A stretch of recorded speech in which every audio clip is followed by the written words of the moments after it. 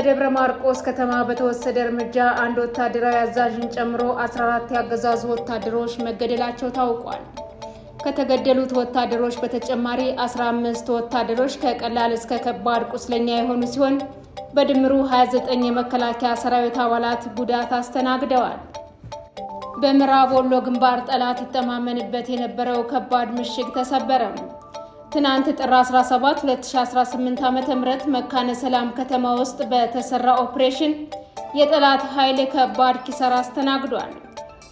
ያገዛዙ ሰራዊት የፋኖ ቤተሰቦች ናችሁ በሚል ሰበብ ንጹሃንን በጅምላ ገደለም።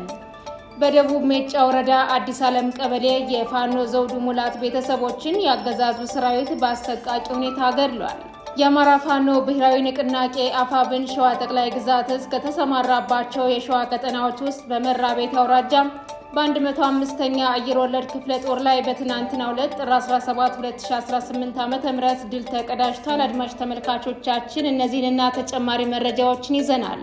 ሰላም ጤና ይስጥልን። የጥቁር አንበሳ ሚዲያ አድማጭ ተመልካቾቻችን እንደምን አምሽታችኋል? ዕለተ ሰኞ ጥር 18 2018 ዓ.ም መረጃዎችን ይዘን ቀርበናል። ከዜናዎቹ ጋር ሰናይት አያሌው ነኝ። አብራችሁን ቆዩ። ወደ ዝርዝር መረጃዎች አልፋለሁ። በደብረ ማርቆስ ከተማ በተወሰደ እርምጃ አንድ ወታደራዊ አዛዥን ጨምሮ 14 ያገዛዙ ወታደሮች መገደላቸው ታውቋል። ከተገደሉት ወታደሮች በተጨማሪ 15 ወታደሮች ከቀላል እስከ ከባድ የቆሰሉ ሲሆን በድምሩ 29 የመከላከያ ሰራዊት አባላት ጉዳት አስተናግደዋል ተብሏል።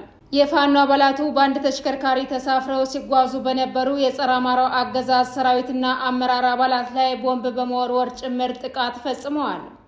ጥቃቱ የተፈጸመው ዛሬ ጥር 18 2018 ዓ.ም መሆኑም ተመላክቷል። በምዕራብ ወሎ ግንባር ጠላት ይተማመንበት የነበረው ከባድ ምሽግ ተሰበረ። ትናንት ጥር 17 2018 ዓ.ም ከተማ ውስጥ በተሰራ ኦፕሬሽን የጠላት ኃይል ከባድ ኪሳራ አስተናግዷል።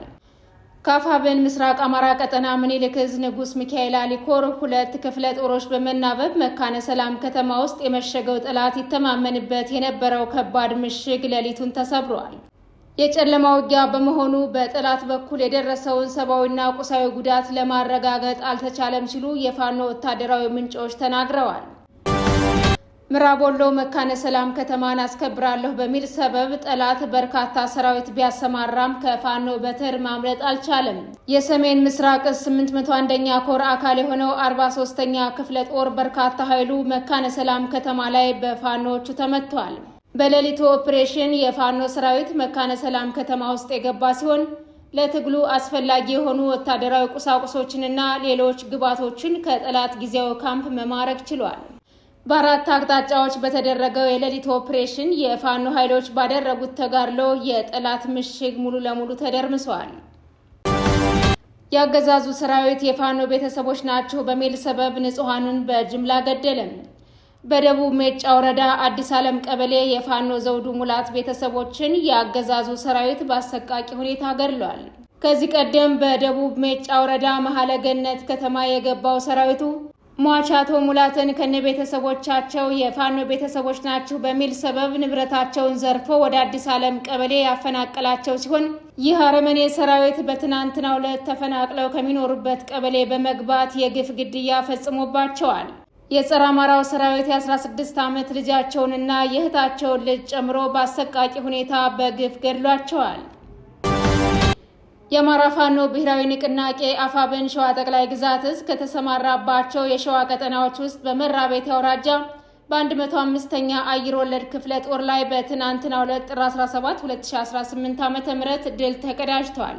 በሸዋ መራቤት አውራጃ ጠላት መነሻውን ከሬማ ከተማ በማድረግ በግብር ስም ህዝብን ለመዝረፍ በከተማዋ በቅርብ ርቀት በምትገኝ የመጀት ቀበሌ ነዋሪዎች ላይ ከፍተኛ ድብደባ በመፈጸም አቅምን ያላገናዘበ የግብር ተመን በማውጣት በአስገዳጅ ገንዘብ እየሰበሰበ ባለበት ወቅት የአጼ አምደ ጽዮን ኮር አጼ ዳዊት ክፍለ ጦር አካል የሆኑ የፋኖ ኃይሎች በጠላት ላይ ከፍተኛ ጉዳት አድርሰዋል።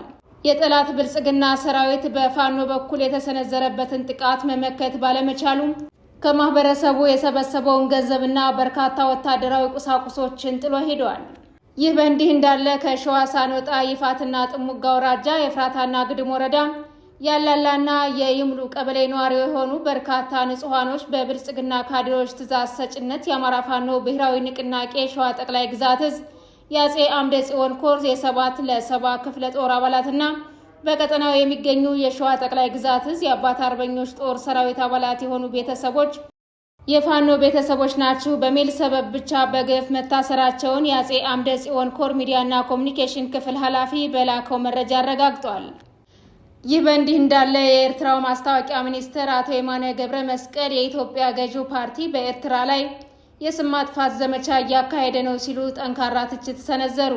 ሚኒስትሩ ይህንኑ ትችት ተከትሎ በኢትዮጵያ ያለውን ወቅታዊ የኢኮኖሚና የሰብአዊ ሁኔታ የሚያሳዩ መረጃዎችን በኤክስ ገጻቸው ላይ አጋርተዋል። ሚኒስትሩ በሰጡት መግለጫ በኢትዮጵያ በኩል በኤርትራ የመንግስት አስተዳደርና የኢኮኖሚ ፖሊሲ ላይ የሚሰነዘሩ ትችቶች ፍጹም ሐሰት መሆናቸውን ገልጸዋል። እንደ አቶ የማነ ገለጻ እነዚህ የስም ማጥፋት ዘመቻዎች ዋና ዓላማቸው የኢትዮጵያ መንግስት የገባበትን የውስጥ የጸጥታ ችግር ለመሸፈንና ቀጠናዊ መረጋጋትን አደጋ ላይ የሚጥለውን የባህር በር የማግኘት አጀንዳ ምክንያታዊ ለማድረግ ያለመ ነው። ሚኒስትሩ አክለውም ኢትዮጵያ ባለፉት 3 አስርት ዓመታት ከለጋሽ ሀገራትና ድርጅቶች በድምሩ 84 ቢሊዮን ዶላር የሚጠጋ ገንዘብ ድጋፍ ብታገኝም ሀገሪቱ በከፍተኛ የኢኮኖሚ ቀውስ ውስጥ እንደምትገኝ ጠቁመዋል።